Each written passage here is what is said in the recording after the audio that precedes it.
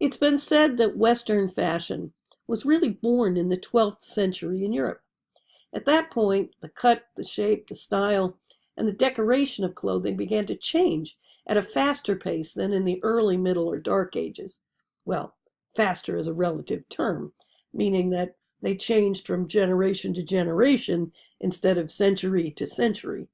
But what led to these changes? Travel and trade were big factors. Those returning from the Crusades and Marco Polo's travels brought new cultural influences, fabrics, particularly velvets and silks, and technology to medieval Europe. The spinning wheel, for example, replaced the handheld spindle known as the distaff, and the horizontal loom with foot treadles and shuttle simplified the production of textiles. At the same time, trade improved, and all of this meant that attractive clothing became more available and more affordable, and for the first time, the emerging middle class began to imitate the styles of the elite. But perhaps the most significant factor of all was really the tailor. The art of tailoring, the cutting and sewing of cloth, constructing clothes from a pattern, developed gradually between the 12th and 14th centuries in Europe. Until that point, clothing had basically just been draped to conceal the body. But with the arrival of the tailor, the shape and fit of garments could be refined. Tunics and gowns, which had hung loose on the frame, began to be fit more closely to the body, not only increasing warmth, but also accentuating the human form, and thus style. This was the birth of fashion. The church, though, concerned that people were succumbing to the sin of vanity, still dictated most of what people wore, especially women, insisting, for example, that they wear veils for modesty. Clever designers and tailors, though, found ways to respond in fashionable ways. Veils, for example, made of fine muslin or silk, became sheer and were often woven with metallic thread. As European society began to heal after the ravages of the 14th century, like the Great Famine of 1315 to 17, and, and the plagues, which further decimated the population, Europe became more prosperous, and the fashionable clothing, once reserved for royalty, now became both available and affordable to a new, upwardly mobile middle class. Elaborately printed gowns in brocade, damask, silk, and velvet, featuring flowers, oriental designs, artichokes, and pomegranates, became the order of the day. And as technology and trade advanced and the cities repopulated, nations grew. And by the end of the Middle Ages, the warlords and feudal society were gone. Kings grew more powerful, and governments stretched to encompass even larger areas. So new wealthy merchants during this time had more money to spend on clothing. And by the 15th century, dressing well reflected a person's status and wealth, where before status had been conveyed by birth. The ruling class found this threatening to their elite status, of course, where the nobility had seen, which the nobility had seen as their birthright. So, in an effort to combat upward mobility, sumptuary laws against excess in dress began to emerge. Now, sumptuary laws weren't new. In ancient Rome, only citizens, for example, could wear the toga, and only the emperor could wear purple, largely because purple dye, which came from snails, was extremely expensive. Boiling thousands produced only enough to decorate one toga.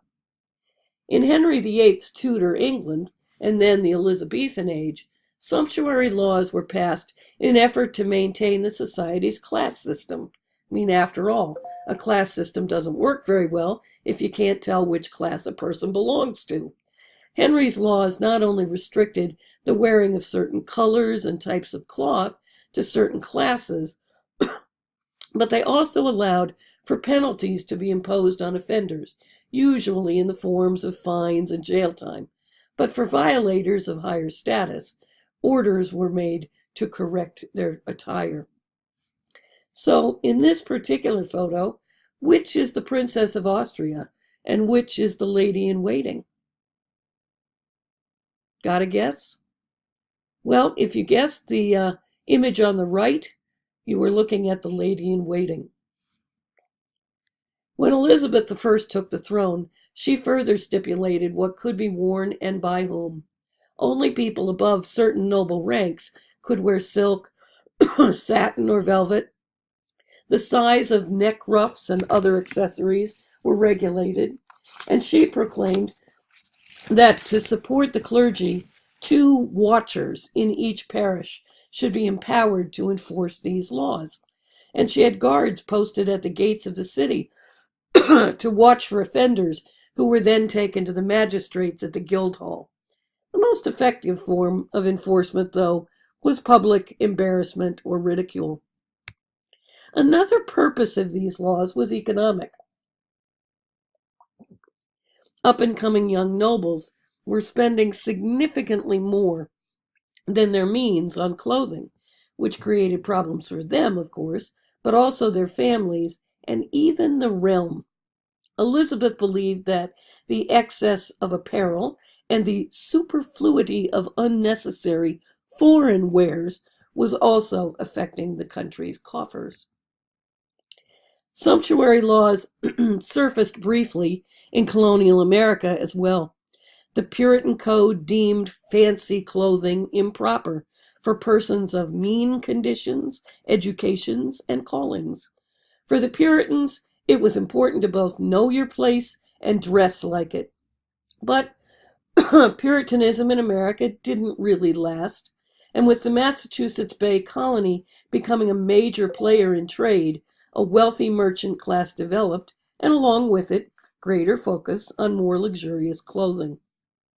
So basically, neither European nor American sumptuary laws were particularly effective in quenching their society's thirst for fashionable clothing. But over the years, styles developed which made it possible to further identify various members of society. It became increasingly important to be able to identify, in particular, those providing services of one kind or another. So professional attire was adopted and the uniform arrived.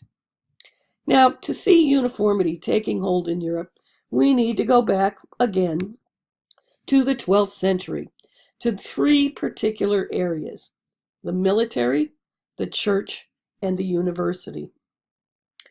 Now, when it came to the military, the first uniforms, of course, date back to ancient Rome, but in the Middle Ages in Europe, the knight became an integral part of daily life.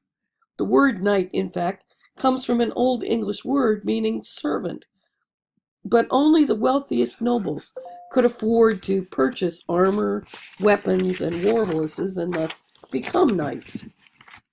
The first British knights pledged themselves to Charlemagne in the 700s. Later, some pledged themselves to defending Christianity and formed orders to fight in the Crusades. When we think of the Crusaders, it's actually the Order of the Knights Templar that come to mind. Formed in the 12th century, they were the ones wearing the white mantle with the red cross.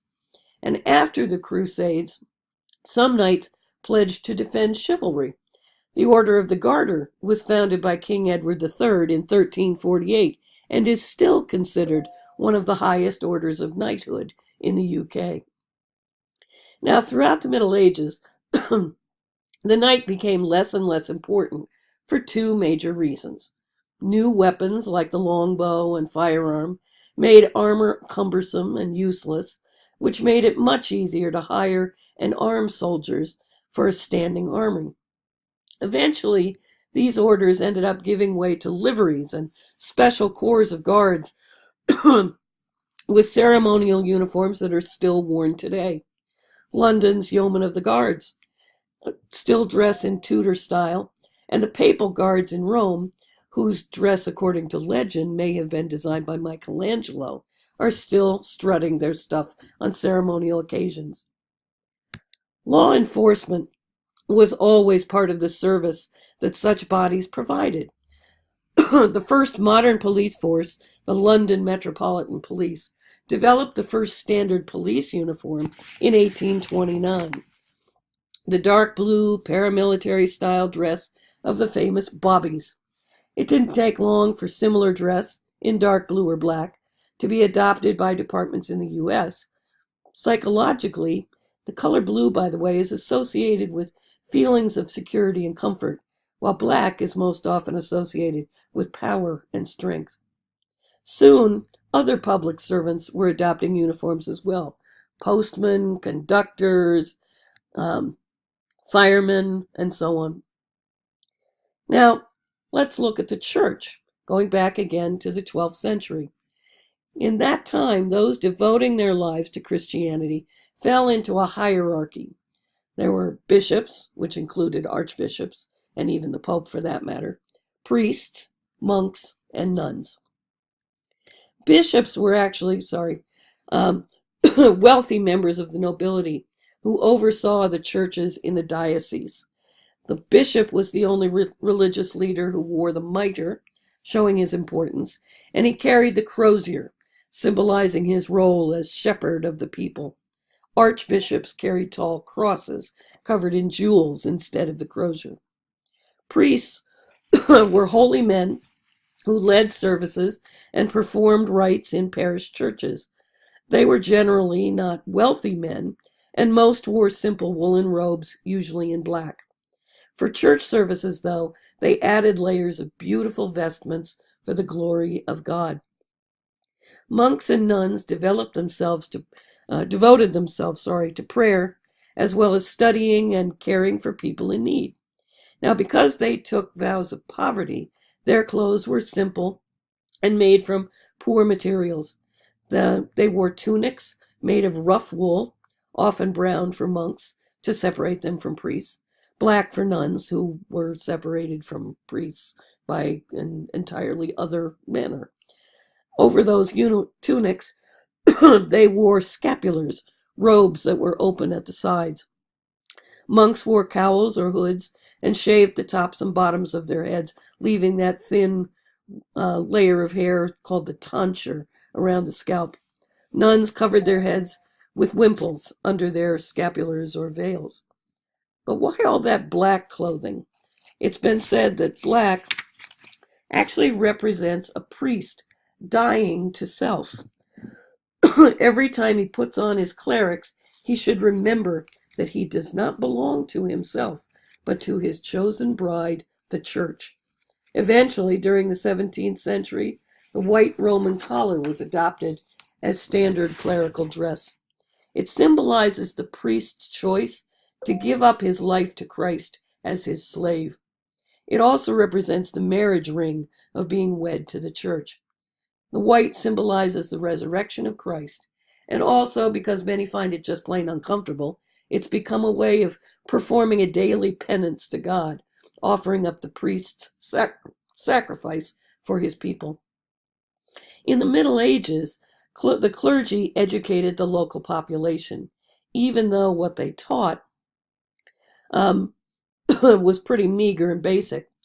Educated priests taught selected students how to read and write in Latin. So when we look at the role of the clergy in those times, caring for those in need, educating the local population, and even serving as government clerks, it's not hard to see where that nursing profession, academicians, and judges and their uniforms originated. So before the foundation of modern nursing in the 19th century, it was nuns who provided nursing care to the sick and injured, and still do a great deal today. So it's no surprise that the first nurse's uniform was derived from the nun's habit. Florence Nightingale's efforts during the Crimean War led her to establish a nursing school, which helped to turn the practice into a more respected occupation. It was one of her students who designed the first recognizable uniform, a long dark dress with a white apron and frilly cap, which were much easier to launder than the heavy dark dress.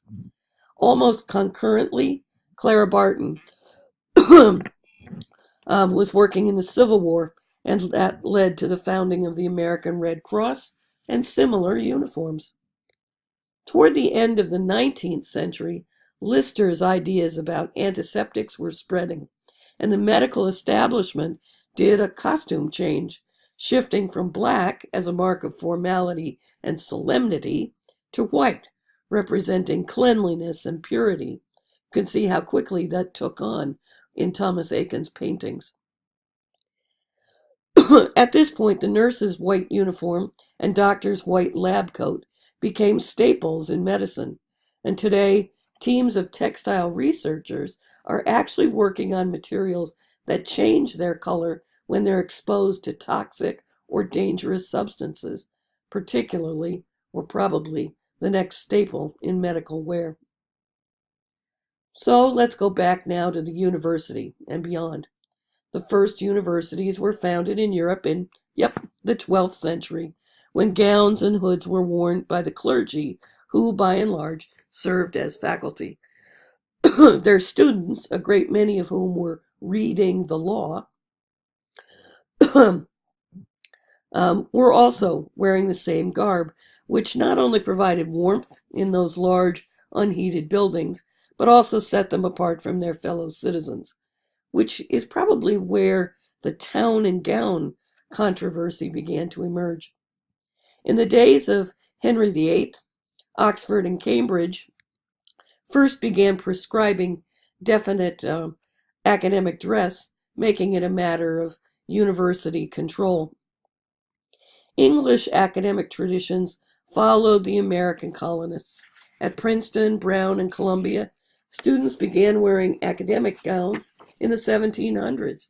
In the late 1800s, an American Intercollegiate Commission met to standardize the style of university robes and hoods, as well as the symbology of sleeve and lapel decoration. Color, however, seems to have been left to the individual schools themselves. Now, the mortar board is something of a mystery. At least it is to me. Named for the flat board used by bricklayers to hold mortar, which was called the hawk, it was first ordered to be worn by clerics by the church in 1311. And in the 15th century, it was incorporated into the standard dress for scholars. Now, why the bricklayer's hawk, as it was known, was chosen may be purely symbolic, maybe of the cleric's role in binding the community. Whatever the reason, as we know, the cap remains a graduation necessity. Robes became the standard uniform for judges in England during the reign of Edward III, who ruled from 1327 to 1377. Historians believe the transition to only black robes may have begun in the second half of the 17th century. A popular theory ties the black robes to mourning, particularly the mourning period following the death of a monarch. So they may have been adopted after the death of Queen Mary in 1694, or perhaps Charles II in 1685. So what about the wig? Headgear of some sort was worn in court for hundreds of years. In the early Tudor times, black flat bonnets or caps were worn by judges and barristers, but they started wearing wigs around 1680, largely as a result of Charles II having made wigs essential wear for polite society. By the way, the word wig is short for periwig, which comes from the French word for wig, perruque. It's been said that both Charles II and his cousin, Louis XIV, adopted wigs because syphilis had left them both with significant and embarrassing hair loss. Many wonder why the legal robe and wig tradition has stuck for so long. While a number feel that it's outmoded as armor, others believe they maintain tradition and help to enforce the authority of the law. Some also point out that robes and wigs make it harder for judges to be identified by criminal defendants outside the courtroom. In 2007, a case to alter the code was brought to court and won. The Lord Chief Justice stated that wigs would no longer be worn during civil or family cases, but they are still required in criminal court. When the judges in the American colonies presided over legal proceedings, whether civil or criminal, they carried on the tradition of wearing robes and wigs. Thomas Jefferson and John Adams, though, had hot debates about the topic after the Revolution, with Jefferson arguing that American judges should distance themselves from England and wear only a suit in court. Adams, however, who was a lawyer himself and perhaps tied to the tradition, disagreed. So they compromised, and America agreed that American judges would wear the robe but not the wig. So as we know, our judges, like John Jay on the left and that other Judge Judy on the right, continue to wear robes in court, even though there's no rule requiring them to be worn. Even in the Supreme Court, there's no requirement that the justices wear robes. Yet, due to tradition and the robe's mark of authority, judges continue to wear them. And of course, we know that Ginsburg loves her lace collars. So, just as many members of the church continue to wear robes, vestments, berettas, mitres, and so on, so do our court personnel. So, overall, new styles, new textiles, new technology, and the new idea that status came from wealth instead of birthright changed how people viewed their wardrobes forever. Laws regarding apparel were enforced to keep conformity, preserve class distinctions, and social harmony in class and gender segregated society. And finally, uniformity was adopted in a variety of professions to identify each other among the public and encourage an esprit de corps or sense of belonging. Just like one of my favorites. Yes, the traditional chef's uniform dates not back to the 12th century, but the mid-19th, when the popular chef Marie-Antoine Carême adopted the houndstooth pants, the double-breasted jacket with cloth buttons, the long apron, and most importantly, the toque blanche. He wanted a uniform to honor the chef. And later, the French master chef Georges Escoffier took the chef's coat and toque to London, where he managed the restaurants at the Savoy and then the Carlton hotels. Different heights of the toque, by the way, often indicate rank within a kitchen, and only those who have mastered the art of cooking an egg in 100 different ways are allowed to wear the toque made of 100 folds. Even today, we have our own laws of dress that, when violated, tend to result in public censure.